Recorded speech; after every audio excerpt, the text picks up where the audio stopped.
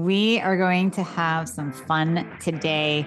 We are going to face a lot of truths about ourselves, the excuses that we might be making, the things that we might be doing to self-sabotage, right? And things that you might want to start doing to level up your health and to actually lose the fat, to get in shape, to get to your goals instead of complaining about them. Okay, so I am bringing you Bobby Maximus.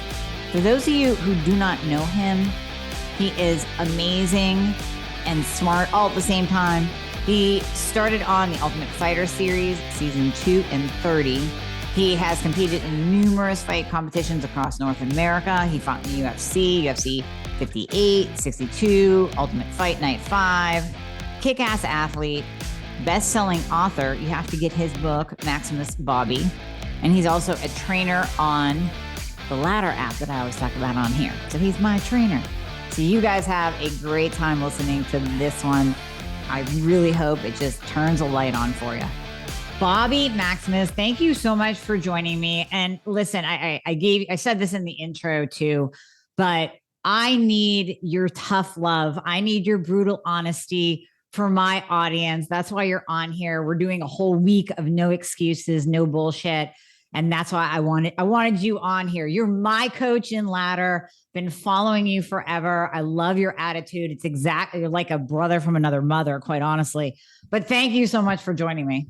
Well, thank you for having me. I'm honored and humbled. Thanks.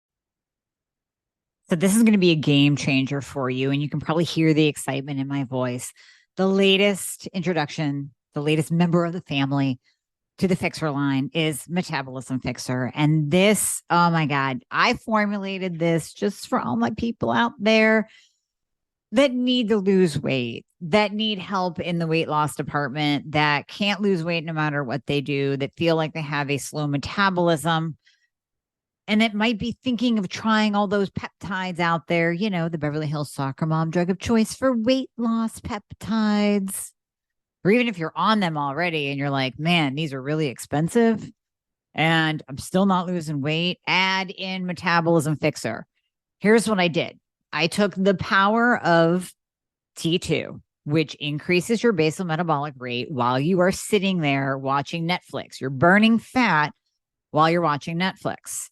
I combined it with a very unique patented ingredient called Suppressa. Suppressa has multiple clinical trials backing its efficacy in reducing your appetite, decreasing snacking, and providing way more control over your food intake. It is amazing. We also see improved emotional well-being, just decreased food cravings all around, reduced hunger, and weight management. Add on top of that, we have green tea extract. We have purple forest purple tea extract, both of which affect the metabolism in a very positive way without the jitters of normal fat burning supplements out there from the 1980s and 90s, right? The ones that made you feel like you're having a heart attack. You will not have that in any of my supplements, Thyroid Fixer or Metabolism Fixer. But Metabolism Fixer, ooh, yeah, we kicked it up a notch. It is in powder form, so you can drink it through your day. It's going to flavor your water. We got orange crush and refreshing citrus. I love them both. It is going to keep you under control all day long. So you throw a couple scoops in your water bottle in the morning, throw a scoop or two in your water bottle throughout the day. You will have fat burning and appetite control the entire day for what? An eighth of a price of the peptides? Oh my God, you can't go wrong. So grab some Metabolism Fixer today. Please let me know how you do on it. I am super excited for you. Super excited. All right. So you have a podcast too. And the latest episode, you and Joe Sabula are talking about no excuses and really breaking down what fucks people up. And when it comes down to people really looking at what they're putting in their mouths or what excuses they're coming up with to not train, I want to go through all of that because my people need that. I think it's so easy. And listen, I have people that have thyroid problems. I see people that have hormone problems. I see women with low testosterone and insulin resistance. And those are real issues stopping them from losing weight. but we tend to forget about the simple things. And we will always want to jump to, well, maybe I need more medication or this supplement or this new fad diet. And it really isn't that complicated, is it? No, and I want to say by starting, Yeah. I am very averse to any type of medication as an intervention. I'm also very averse to surgery. And what I mean by that is there are scenarios where I think medication, surgery, maybe getting your stomach clamped. I think there are situations where that is necessary. Mm-hmm. The problem is there are usually, and by usually, I mean 99.9% of the time, a bunch of other steps that could have been taken to avoid some medical intervention. And people, because they're lazy, they don't want to do those steps. Mm-hmm. You know, it was funny. I had a talk with a friend today about low testosterone. Yeah. And his doctor recommended that he get a prescription and, you know, do something to bump up his testosterone. So I gave him a quick quiz. How much do you sleep every night? 4 hours. How's stress at home? High. How's your diet? I eat a lot of sugar. What about booze? I drink a lot. Listen, the answer is to not go run for a pill or a cream or some prescription. I promise you, we fix these things, you no longer have an issue. But unfortunately, that's just not how society is right now. We are based on go see the doctor, get the pill, and you're done. Yeah. Yeah. And we have to get back to the basics. The basics are so easily forgotten, just like you said with your friend. And the other thing that you guys said on, it might have been that podcast, it might have been the Lazy as Fuck podcast, but I'm okay as long, like your cop friend. I'm okay if you are happy being fat and out of shape and tired and you don't complain about it. I agree completely. That's fine. But if you're doing all those things that you just talked to your friend about, not sleeping, drinking booze, stressed out, not taking care of yourself, and then you complain about it, that's a problem. Yeah, you've got to make a change. Yeah. But think about the model that we use in society. You know, I was watching a TV show last night. There must have been in an hour TV show 5 different ads for antidepressants. Yeah.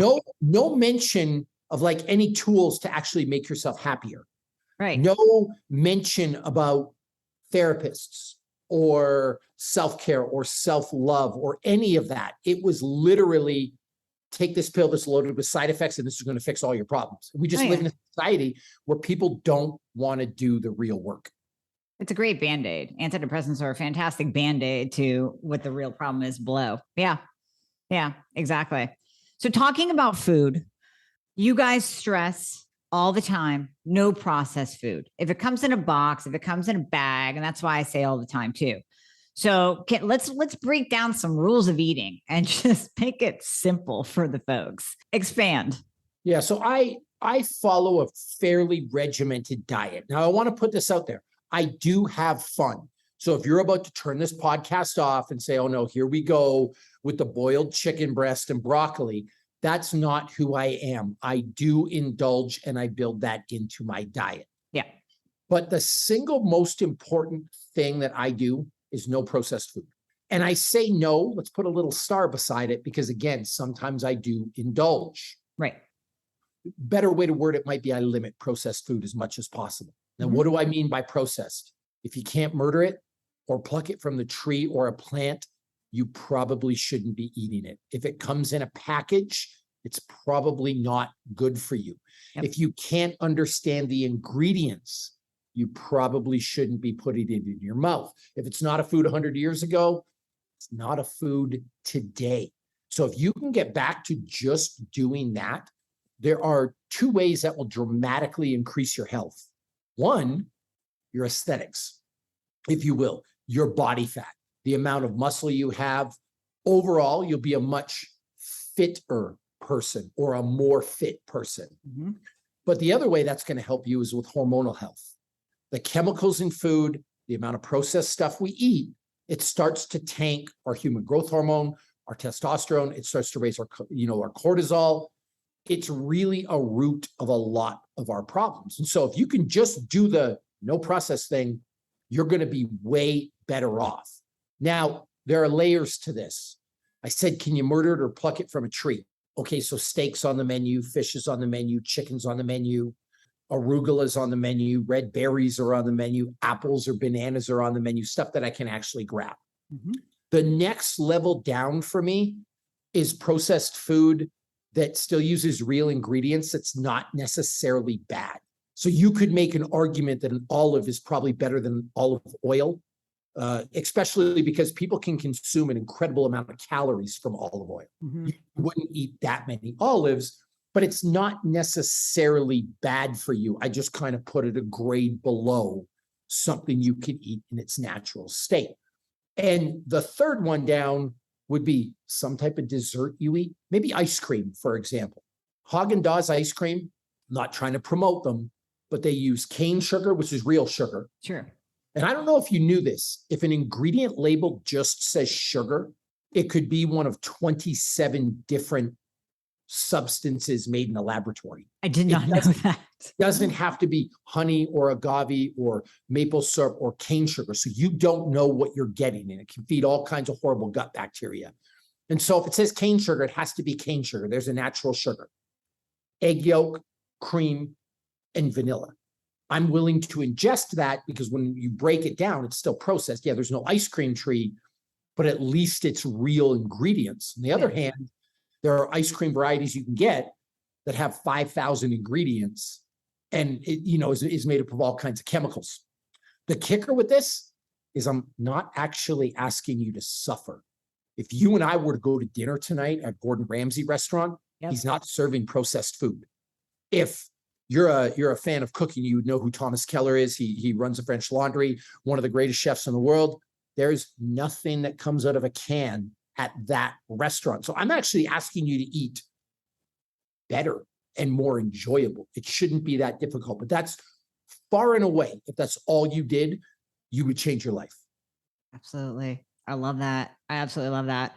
And when we're talking about, I love that you say you're not suffering, because so many people get into that. Woe is me. This is so hard. How am I going to cook with real food? And it just consumes them, that changing their diet away from the grab and go convenience box crap into real food is going to be this huge suffering. I have to give up what I love. I have to work more to make my food. And what would you say to that excuse? It's exactly that. It's an excuse. You don't want to put the effort in. You'd rather go to the vending machine and pull out a Snickers bar or a bag of Doritos or an ice cream sandwich or a Fat Boy or whatever you shove in your mouth than take 5 minutes and actually prepare food. That's just the reality. You just don't want to work for it. And what it comes down to is I used to call people lazy, but I don't call them lazy anymore because it's hurtful and it's really an impediment to getting people on board. What I say now is they don't value it. Like whatever their goal is, losing 10 pounds, they don't value it enough to make the change to put in the effort. If they've got low testosterone, they don't, the side effects of that are not so negative that they're willing to take 5 minutes and prepare some food or do something else. If they're a little tired at the playground playing with their kids and a little embarrassed, it's not so bad that they're willing to put in 5 minutes of effort. That's just what it comes down to. They don't value it enough. Yeah, it is. It's all about value, 100%. So when we're talking, moving from processed foods actually into the macros, you and Joe said something on the podcast, fuck your macros, which I love too, because, and I'm going to let you break this down, but I just did a podcast entitled The Only Thing Worse Than a Vegetarian is a Vegan, because we really need to bring our focus back to protein. I mean, you and I mean, you're a hardcore athlete. I did competitions, bodybuilding, fitness figure back in the day, powerlifting. I know the value of protein, but it's not talked about enough in just general society, and what protein can do to your body beneficially and what the lack of protein can do to your body in a negative way. So can you expand on that? And let's talk about macros a little bit. Yeah, so without going down all kinds of rabbit holes, just look at protein as a building block. It's what runs your body. You can live without carbs, you can live without fat, you cannot live without protein. So you need it. And maybe there are some women that are listening to your podcast that are saying, well, I don't want to build all kinds of muscles, so I don't need a lot of protein. last time I checked, every girl on the planet, every woman on the planet wants nice hair, nice nails, nice skin, bright, shiny eyes. Like protein does all of that. So it's not just get out of the habit of falling victim to, I guess, the bodybuilding companies trying to sell you on protein, because you're going to get big. Like it's just a vital nutrient for health and wellness. Right. I don't like tracking macros. I don't want to live a restrictive lifestyle. And if I do go to a fancy restaurant, I want to be able to eat. I want to be able to enjoy. And when you start weighing and measuring and doing all that kinds of stuff, I think you're setting yourself up for long-term failure, because no one can live an enjoyable life like that. Well, I shouldn't say no one. There are people that enjoy it. Great. It's good for them. Most people can't. Right. So what I recommend to people is eat a gram per pound of protein a day. You're 120 pounds, you get 120 grams of protein. Just a little word to the wise. When you start doing this, you might want to track it, because nuts don't have as much protein as you think. Eggs don't have as much protein as you think. Cheese doesn't have as much protein as you think. Yogurt doesn't have as much protein as you think. So you may think it's easy to get there. It's actually fairly difficult. You have to eat a substantial amount of meat, fish, chicken, maybe a protein supplement. You have to work for it a little bit. But once that protein requirement is met, you need 120 grams a day. Have whatever you want, carbs and fat. I don't care if it's 40% of your diet is carbs, 20% of your diet is carbs, 50% of your diet is carbs. It doesn't matter. You will be good. And here's the beauty of that. Going back to rule number one, because there's like a synergy here. Yeah. If you eat nothing processed, it's almost impossible to overeat, because you've eliminated all the garbage. So you almost can't overeat, because when you have that much protein and then you're focusing on filling up the rest with not processed food, you'll never eat enough calories to be overweight. Yep. Exactly. And eat your protein first, because if you eat your protein first, then you're filled up and you got that in your 40 or 50 grams, whatever's in your meal. Then you can move on to the sides, but then you're going to be like, I don't really want that sweet potato. Kind of good, you're full. Yeah. But that's not what happens in society. We sit down for dinner and then bread comes to the table. Then you order an appetizer, and it's usually not a meat appetizer. It's usually something carby and doughy and salty. And then by then you get your meat, and then you don't finish your whole entree, or you're stuck. And so, like what you just said, I call it protein forward. Eat your protein first, and then whatever's left on your plate, then attack it. And you probably won't even want it. You'll be satiated. Exactly. 100%. So with carbs and fat, Bobby, do you focus on that, like with your clients or anybody that you're working with and training or advising, the fighters, anything? Do you have them focus on like complex versus simple carbs? Do you ever have people drop their carb cycle, focus on fat? What's your take there? For me, I do, but usually that's not a physical intervention. It's a psychological intervention. Oh, okay. And so, like I said, if you're not eating anything processed, you're getting your pound per gram per pound a day of protein. It really doesn't matter to me what your carb and fat split. Okay. Is. Like you're going to be fine. They'll just fall into place, kind of. Yeah. Fall into place. Yeah, exactly. However, when you start talking about people who can't or won't restrict processed food, who break on the candy, the ice cream, the chips, all that kind of stuff, then I will impose some type of macronutrient rule to try and kind of keep them jailed up a little more. Yeah. Because most people, their issue is self-control. That's true. I try to take that away. It's kind of like when I tell people no carbs at night. It's not because carbs absorb differently at night, or because I think it's going to radically change their body structure.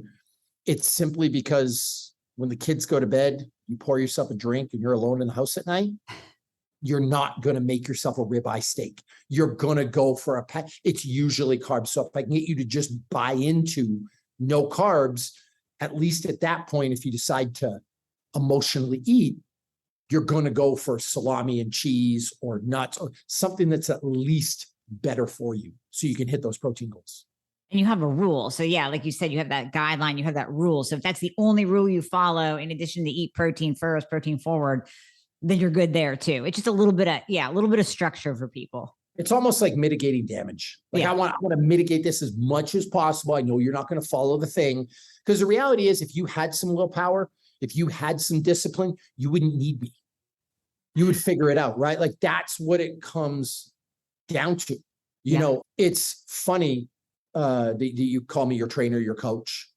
You're a doctor. I'm fairly sure you're smart enough to write a workout program.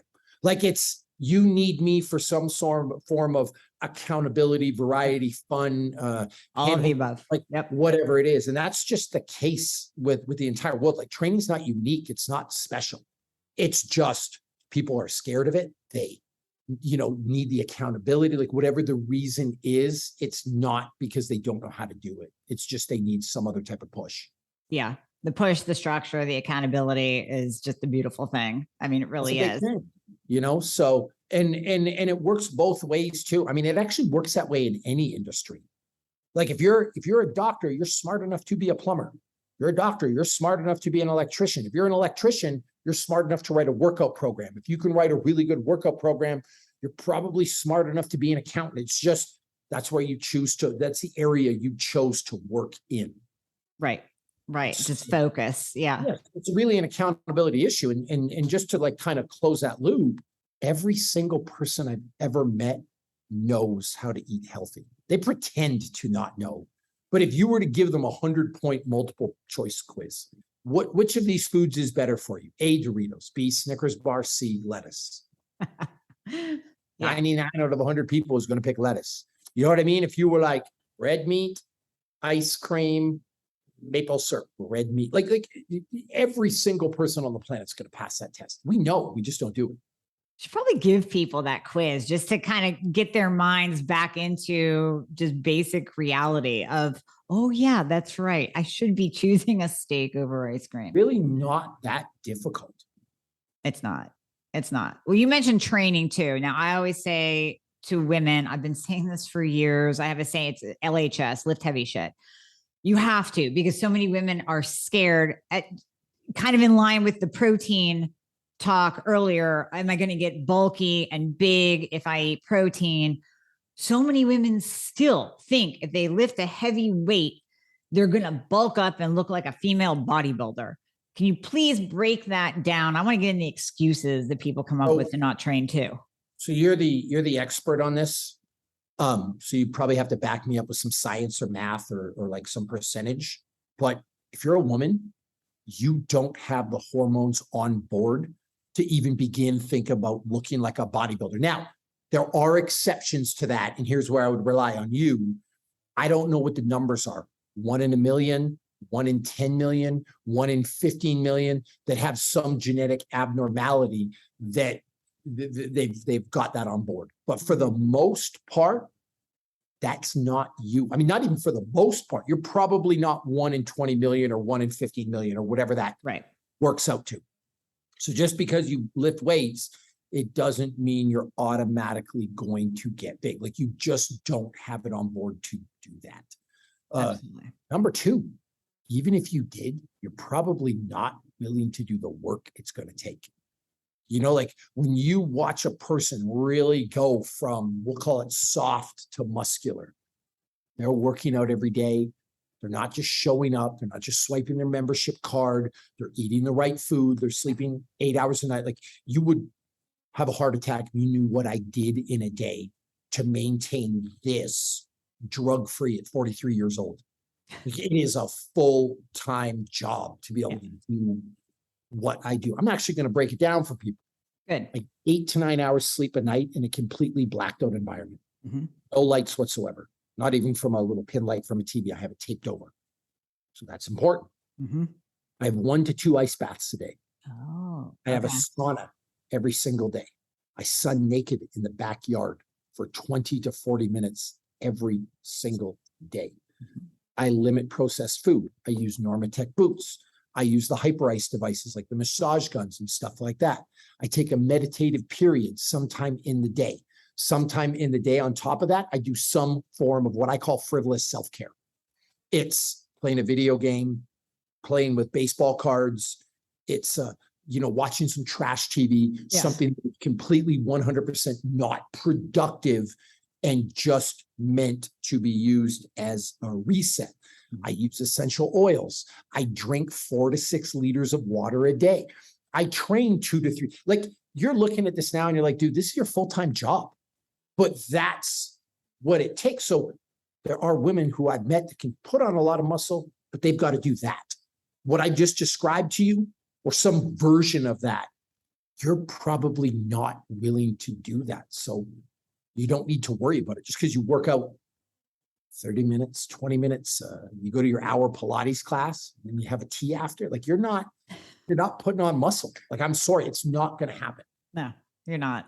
You're not at all. And I would also add, well, number one, the genetic thing, it's I don't even know the number. It has to be 1 in a million because I've never met them. I mean, I work with women every day, and 99.9% of the women that I work with have low testosterone. If they would actually do a day in the life of Bobby Maximus, they might increase their testosterone naturally and put on the sexy lean muscle that makes you more metabolically active. Because we are in an over fat, under muscled society. That's what we live. Yeah. Yeah. I mean, even men's testosterone are just low like crazy. Estrogen's high because they're carrying around all this body fat because they won't do the simple things. And again, they're not willing to do the stuff they should do or they know they ought to do. Like, that's the real problem. I'm glad you brought up genetics too. You're probably not going to outwork your genetic code. I know we live in a world where we're supposed to be happy and believe that dreams come true and the human spirit can overcome anything. But if your dad was 5'10" and $140, and your mom was 5 feet tall and 97 pounds, you will probably never be over 150 pounds in your life. Like, it's just not going to happen for you. That's your genetic stock. Right. On the other hand, if you're Bobby Maximus and you're a direct descendant of the Vikings that came to Canada, Leif Erikson and Eric the Red, you're going to be 6'3", 220 pounds without even looking at a weight. Right. And so people don't understand that. You know, we see it all the time when 2 Olympians have a baby. When 2 Olympians have a kid, that kid is a freak athlete. Like, it's just the genetic stock it comes from. So you also have to look at your genetics. But again, when you look at genetics across the board, not everyone has a thyroid problem. Not everyone has what I call a genuine hormonal issue. Mm-hmm. Like, one of the questions I would ask you, because I'm actually curious about this. Yeah. If a person slept 8 to 9 hours a night in a blacked out environment, say your average 35-year-old male, mm-hmm. They didn't eat processed food, they didn't drink, they exercised properly, they did some sprints once a week, maybe they took a supplement like DIIM. It's an anti-estrogen compound found in broccoli, or they took some Tongat Ali, or they took some coenzyme Q10 or some salt, or ate a little more saturated fat. They had enough vitamin D. They sunned in the backyard naked. Yep. What's the percentage of men that would actually have a low testosterone issue? I'm going to guess it's pretty low if all those things were in line. Yeah, no, I'm going to say very low. That would come into the genetic factor. Maybe 10% would actually have low testosterone. So you're banking on what? You're like the 1 out of 10? Like, I bet you're one of the 9 out of 10 that is just fine. Yeah. You know what I mean? And so that's my point. Like, you have everyone running around here saying that they are genetically, they didn't win the genetic lottery. They were in a long lineup in heaven, like however you want to put it. But it's just not the case. Most people are pretty good if they're willing to do these other things. Well, and I think there's a misconception that all athletes must be on drugs. You know, people, Bobby, you have to get that question. Like, all right, what are you taking, dude? How much testosterone are you taking? And here, you just said that you're drug free at 43. And I mean, you're built like a brick shit house. So people have that misconception that, oh, athletes look like that because they take stuff. They're not actually working hard. But that's the reason that misconception exists, is because normal people aren't willing to do the work. So the 40-year-old lawyer that lives down the street, that's stressed out, sleeps 4 hours a night, eats like garbage. He goes and he gets the testosterone, the human growth hormone, the whatever. He can't understand how I'm not using. No, he can't. because he had to, but he also has no concept of like that day I laid out for you earlier of what I do. He's got no real concept of that either, or how powerful that can be. Yep. And so that's where people look to other people and blame them. So what you end up with, you end up with a bunch of people in the world who are on steroids that aren't that fit, who are on hormones that don't look that good, that they're using it, the Band-Aid solution. And therefore, everybody who looks better than that one person you know who's using stuff, they must also be on something. Yeah. But how many people dedicate their full-time lives to this? Like there's not many. No, there's not many at all. So even if people did, I don't know, 70% of what you do, they would be better off. They would feel better, look better, perform better. Yeah, here's something actually fairly simple. If you want to change your life hormonally, black out your room and just sleep 7 hours a night. Let's not even say 8. Just sleep 7. Number 2, get yourself a really good multivitamin complex that's got enough vitamin D and enough coenzyme Q10. And number 3, lift some heavy weights and sprint once in a while. If you just could do those 3 things, which are fairly easy, you would change your life. Yes. Yes. I love that. I love that. Well, I'm not going to let you go until we talk about cardio and sleep. So you mentioned sprinting. I love that you said that, because how about, let's talk about the people that are hamsters on the treadmill and the elliptical and the spin bikes and the damn Peloton, which I think is the worst thing that was ever invented for people. Cardio kings and queens, please speak to what constant cardio and no lifting does to the body. Okay, so for me, cardiovascular health is important. Having a high VO2 max, having a good heart, having a good set of lungs, like I think they're good indicators of health. Mm-hmm. But it's not developed from what you said, running on a treadmill over and over and over and over again. What that is for is burning calories, because you have a self-control issue with what you put in your mouth. You eat the food and now you got to go work it off on a treadmill. There's a problem with that. Those hour-long, 90-minute cardiovascular workouts that you're doing over and over and over again, you're going to tank all your hormones. It's not good for you from a healthy perspective. If you were to look at endurance athletes as a whole, poor hormonal health, because it just beats you down. On opposite end of the spectrum, the sprints and the heavy lifting, those are going to increase hormonal health. And just as an anecdotal thing, next time you're watching the Olympics, see what the 100-meter guys look like or the 100-meter girls look like, and watch how they act. They win. They're like, can I swear on this thing, by the way? Yeah. They're like, yeah, motherfucker. And they're jumping and they're screaming and they're pumped up. They look like they're on all kinds of testosterone. And then the person that wins the 800 or the 1500, they like fall to their knees and cry when they win. They're like, oh my God. Not only is there a huge difference in body type here, there's actually a difference in temperament. And so what I tell people is this long, arduous cardiovascular work, it wears down your health. Like, sure, it might be good for burning calories, but you should be able to watch that with some form of self-control. And so I'd rather people focus on short, hard sprints, getting in and out of the gym versus beating themselves down so they can focus on health and recovery. Yep, exactly. See, this is why you're the brother from another mother. So I have changed people's outlook just by using, and I never thought about the temperament thing. That's a great point. But just by using the analogy of, look at a marathon runner, like turn on the Boston Marathon, look at all those people just running and they're tired and they're skinny or they're skinny fat. And then look at a sprinter and they are, bulky and muscular and they could step on a bodybuilding stage that day and go run, hurdles and sprints. They're amazing. But that's the muscular structure. That's the build that we want to go for. We don't want to be skinny, fat, and tired, but I never thought about the demeanor afterwards. That's a great point. Starts to change you, especially when you're exposed to that long term. Now, there are some people that are listening at so I can't go for a 3-hour hike. No. You can still go do your 3-hour hike. You can still go have fun. You can still do cardio. I'm talking about the repetitive effect of just being on a treadmill day after day after day after day after day, it's going to start to break you down. And we talked about hormonal health a little bit. Yeah. It's going to affect your bone density. It's going to affect a lot. And so it's not the healthiest thing. When you see an elite marathon runner, you don't see a picture of health.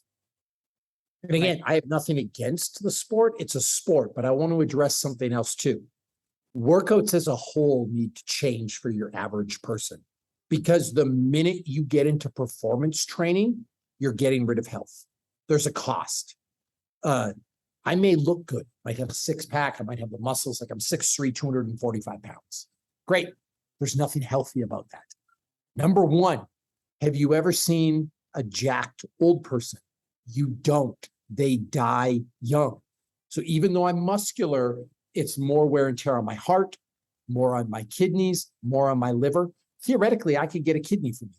Your kidney is responsible for the waste of whatever you weigh, 120 pounds, 115 pounds, 130 pounds. Mm-hmm. Now it's going to be responsible for a 240-pound machine. You do that in a car, part breaks down. And so there's a lot more wear and tear. There's a lot more wear and tear on the joints. There's a lot more wear and tear on the knees and the back. I'm even shocked that when I ride a little bit lighter by 10 pounds, how much better my knees and back feel. Okay. Yeah. Right. Number two, when you floor it all the time, when you test drive the engine, there is a cost. It's not necessarily healthy. And so you start listing out injuries I've had. No one gets a pulled muscle doing moderate bouts of exercise. True. You pull your muscle, sprinting, lifting heavy, doing stuff like that. And so I also want to establish with my clients, at least, like, are you training for performance or health? Because no one needs to deadlift 400 pounds. Sure, it's cool. But if you go there, you're going to take some wear and tear. So that's the other thing too. Like, what people think is healthy exercise is not. True.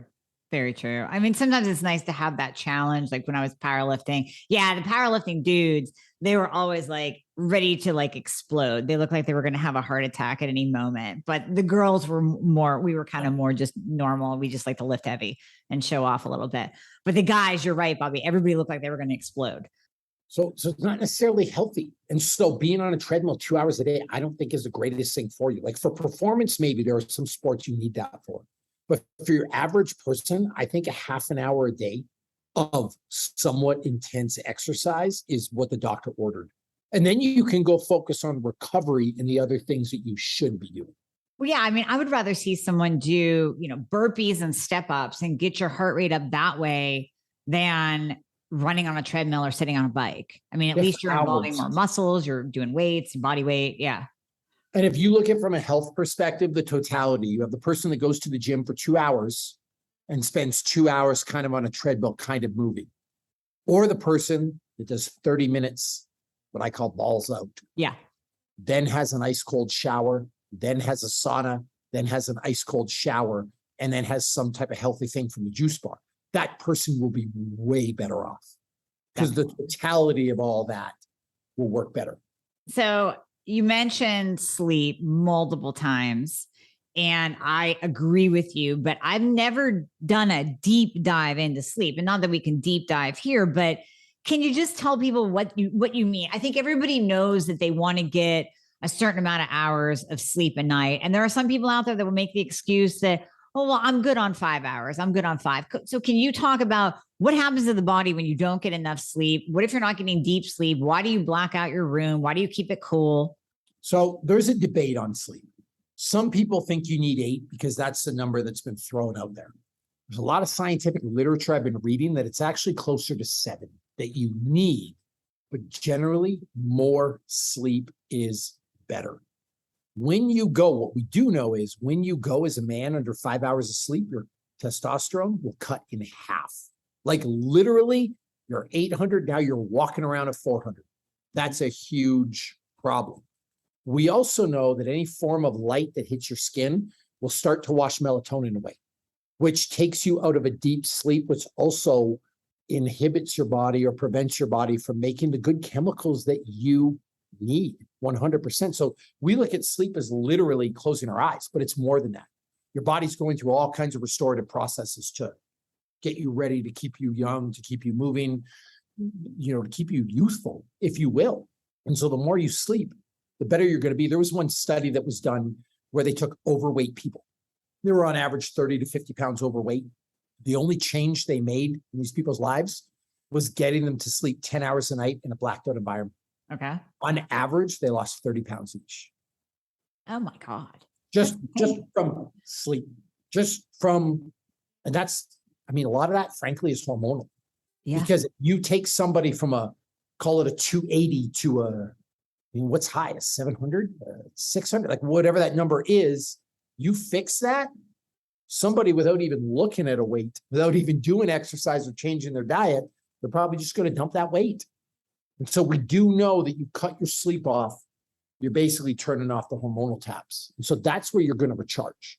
Well, the flip side study, the negative study is I heard one where they took twins and put them in a controlled environment. Nothing else changed, except they stimulated the one twin's brain enough to bring him out of REM sleep. So they didn't actually wake him up.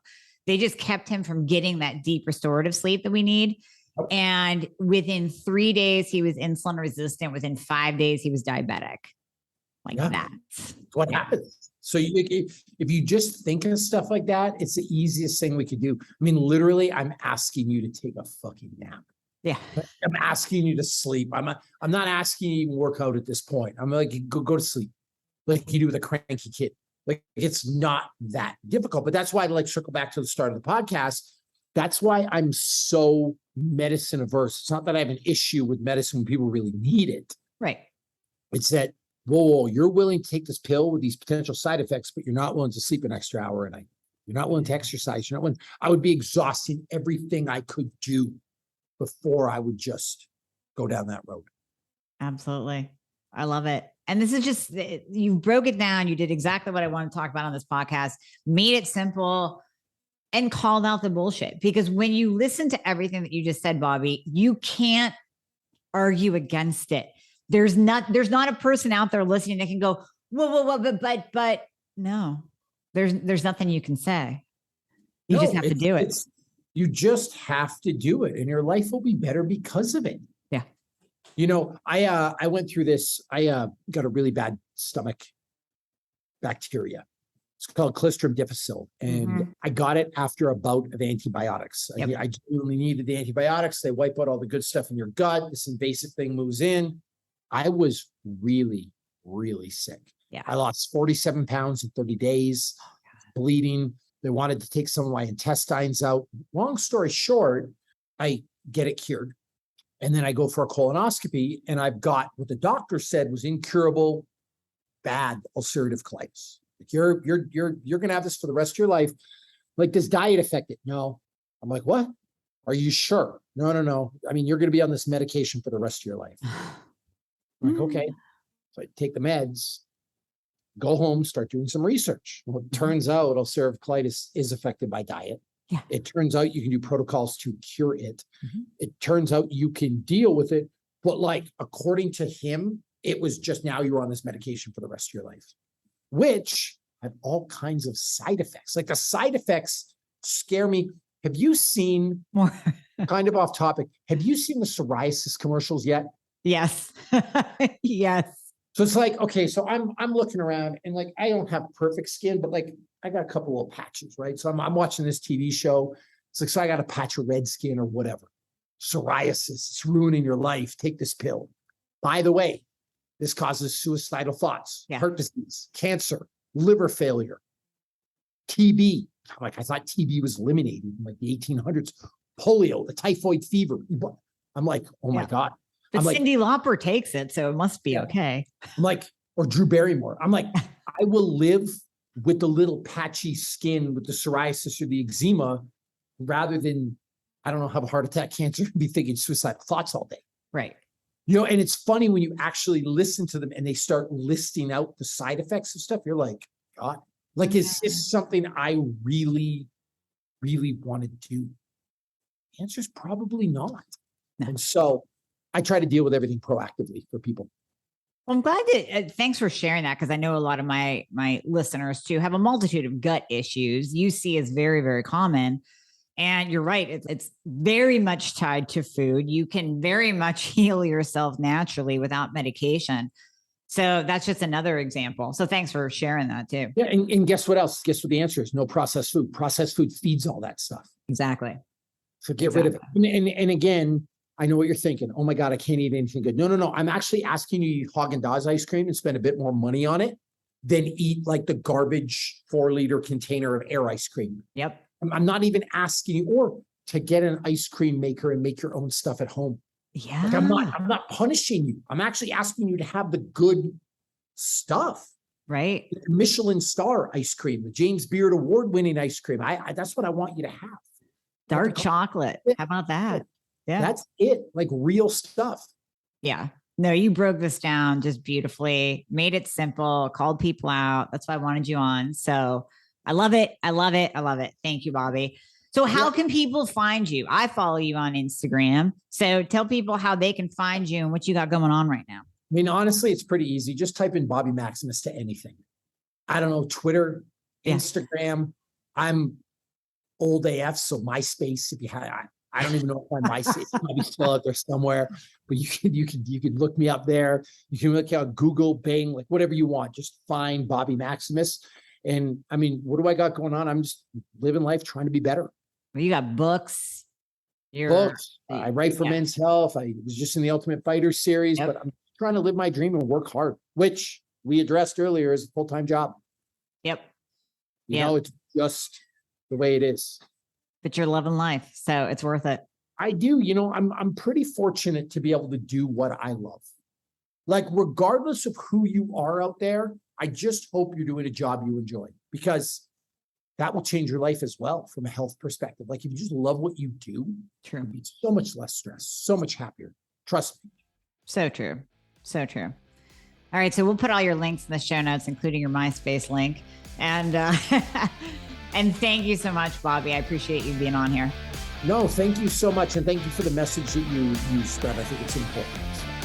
Hey guys, thank you so much for listening to the podcast. I hope you loved it. And as always, if you would be so kind to leave a review if you are listening on Apple Podcasts, that would be absolutely amazing. I read all of them. Also, anything that you hear on this podcast is not intended to diagnose or treat any kind of medical condition. So we always recommend that you check with your medical provider, your doctor, your nurse practitioner before implementing anything that you hear on this podcast. And if you want to find out more about working together, you can click the link below in the show notes to book a discovery call. And there you'll be talking to a member of my team. They are an extension of me. They are amazing. And you and I will talk after that once we get you all signed up and you and I get to work together. All right. I hope to see you soon.